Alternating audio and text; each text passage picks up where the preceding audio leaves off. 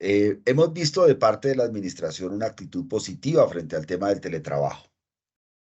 Vimos una voluntad de la nueva dirección general donde amplía las condiciones, donde flexibiliza el tema, donde más o menos se busca garantizar que alrededor de la mitad de los empleados de la DIAN tengan derecho al teletrabajo.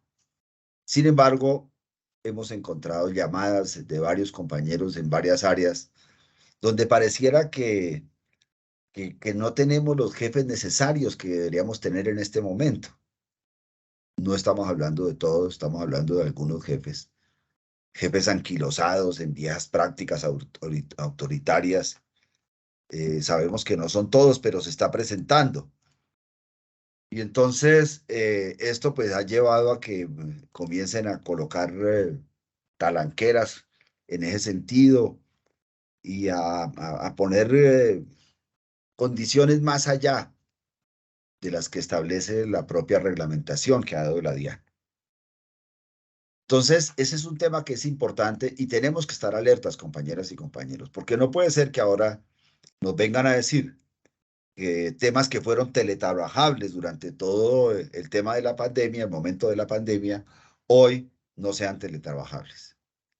Entonces necesitamos que se nos garantice precisamente este derecho, porque ya es un derecho, es una garantía que tenemos como trabajadores, como empleados de la DIAN, para poder desarrollar nuestro trabajo en unas mejores condiciones.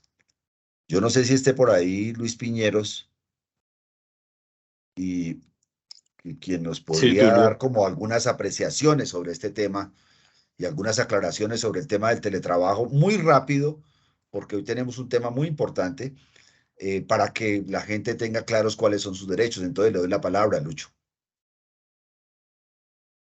Tulio, buenas tardes, compañeras, compañeros y a todos los presentes. Buenas tardes. Sí, quisiera de pronto hacer algunas reflexiones sobre lo que es la modalidad de teletrabajo que hemos venido advirtiendo a medida que pasa el tiempo y, digamos, uno profundiza o se profundiza más sobre lo que es el tema. En cuanto a lo que es el teletrabajo, digamos, esto no está en discusión de que todo el mundo puede acceder al teletrabajo, independientemente de lo que diga el jefe o no. Esto lo podemos ver en la resolución 1257, cuando nos dice en su artículo 3, numeral 3, nos está hablando de que habrá un previo acuerdo, habla de un previo acuerdo sobre la modalidad de teletrabajo. En el artículo 8, cuando nos habla de las etapas, nos habla de la manifestación de voluntad, porque ya como hemos dicho varias veces, este es un acuerdo de voluntades. Y nos dice, comillas, concertada la modalidad de teletrabajo. En el numeral, en el artículo 8, numeral 2, literal C, nos dice, cuando se están verificando los requisitos, que es la segunda etapa, nos dice que la modalidad de teletrabajo haya sido acordada entre el servidor público y su jefe inmediato. De lo que hemos expresado ahora, se tiene que lo que se discute entre el servidor público y el jefe es la modalidad de Elsa, teletrabajo, no, vaya que ya salió el listado a ver cómo me fue. no el postularse. Eso es lo que toca, digamos, lo que debemos tener claro. En cuanto a los empleos teletrabajables en el anexo, Lucho, un momentico ahí que me parece muy importante lo que acaba de decir. Hagamos énfasis en ese punto, ¿sí?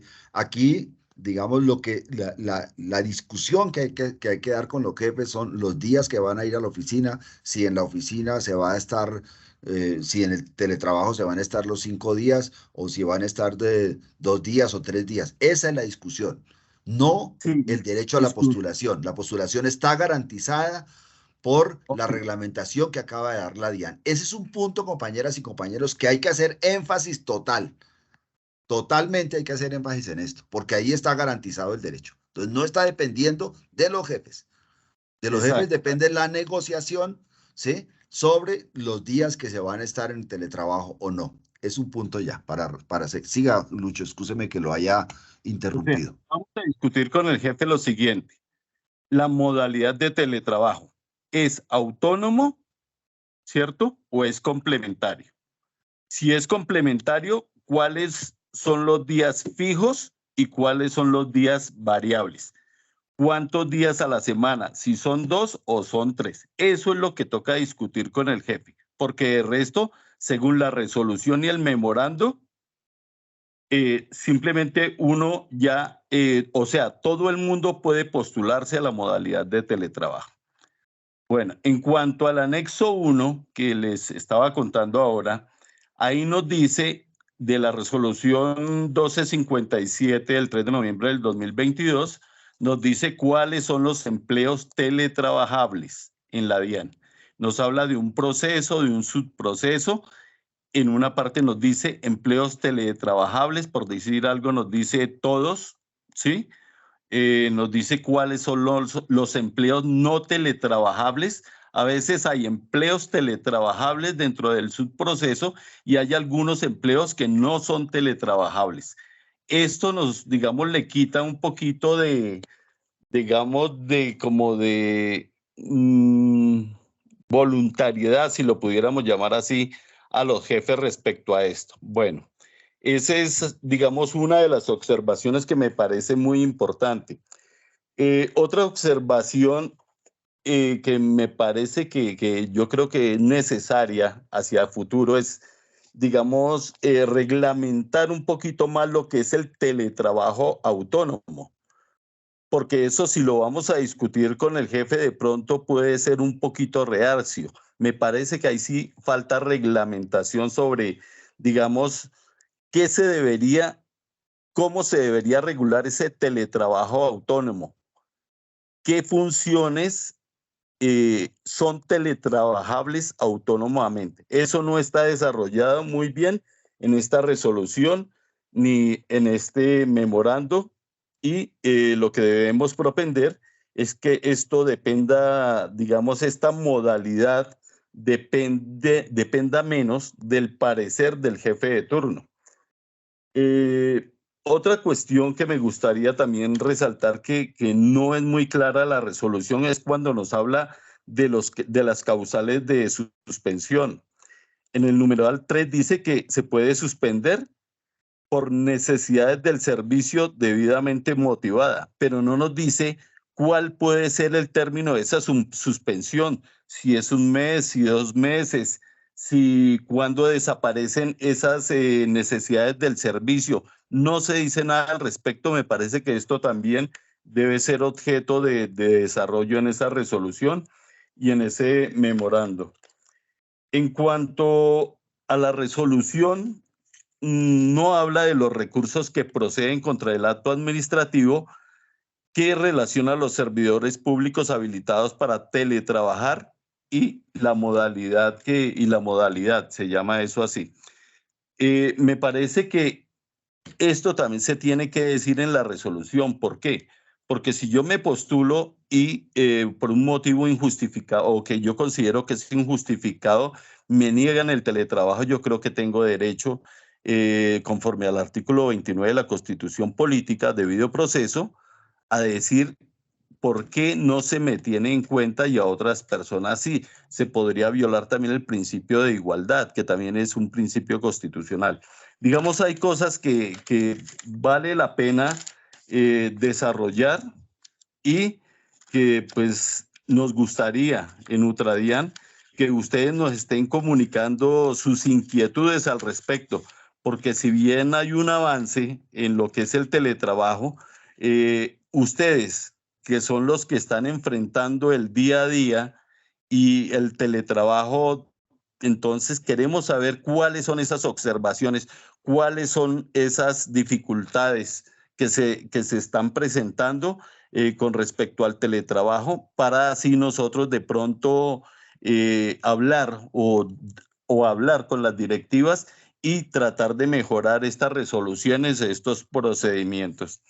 Igualmente, pues no sobra decir que en la resolución 1257 no se tuvo en cuenta directamente a los sindicatos con el fin de que pudiésemos aportar, digamos, esta clase de sugerencias para que surgiera una norma más fuerte que nos permita que haya un procedimiento mejor, que hayan ventajas para los trabajadores, porque en última los sindicatos somos los que representamos a los trabajadores y podríamos enriquecer lo que son estas normas del teletrabajo. Gracias.